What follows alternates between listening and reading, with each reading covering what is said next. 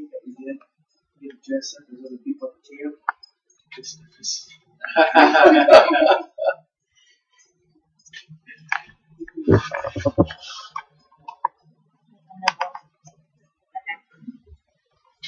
Hello, I want to thank you all for coming again tonight, and I want to start by telling you a little bit about Michael.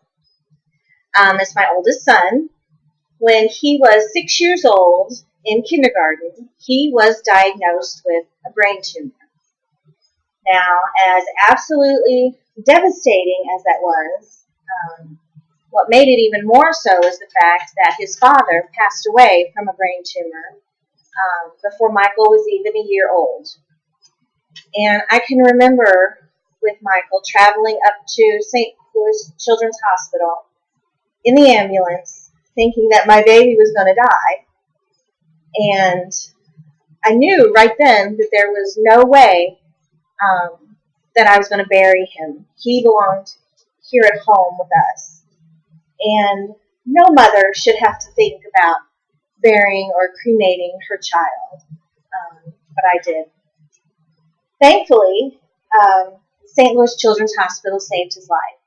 It was actually a pretty common brain tumor that he had in children, and it was benign, and with surgery, he's completely healthy, never have to worry about it again, and that was that.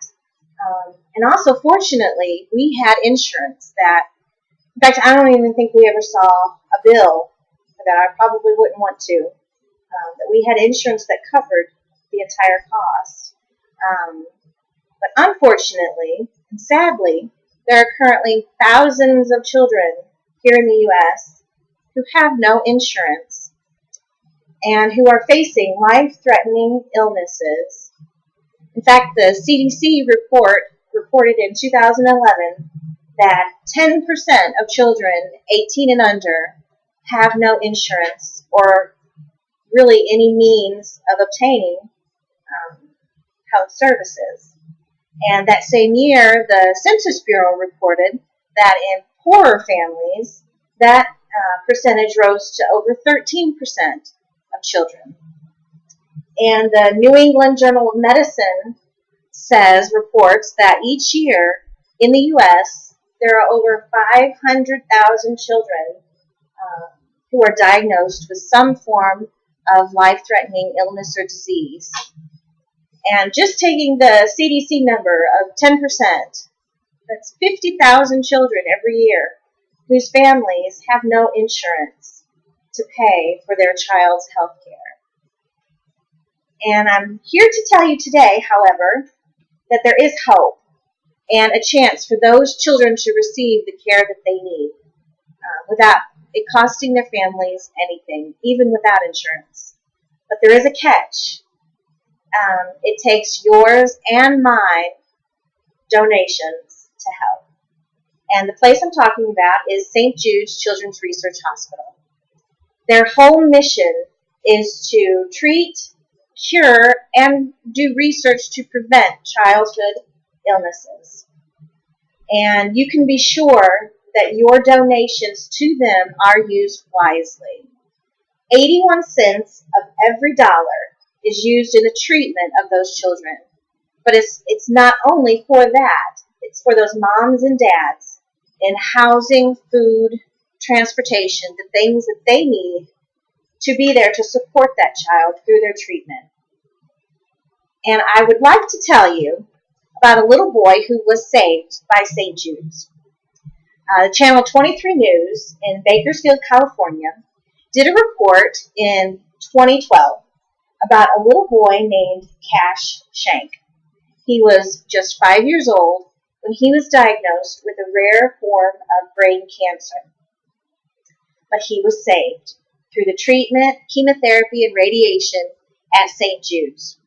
And this is what his father, Rob Shank, had to say, and I quote, "I don't think we'd be here today if it weren't for this place. Without the donations, they wouldn't be able to do this for our son or for other kids. It's probably one of the best things you can spend your money on if you can help save kids and keep this place running." Our 26th president, Theodore Roosevelt, said this, and I quote, There is not a man of us who does not at times need a helping hand to be stretched out to him.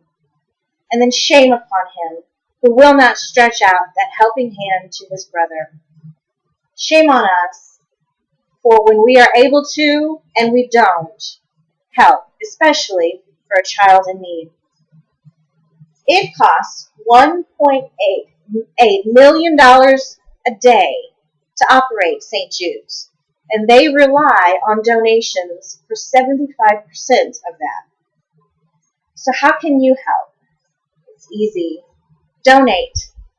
Go to stjudes.org, that's their website, and it will tell you all the information I have brought to you, and it also gives you a place to donate. It's that simple.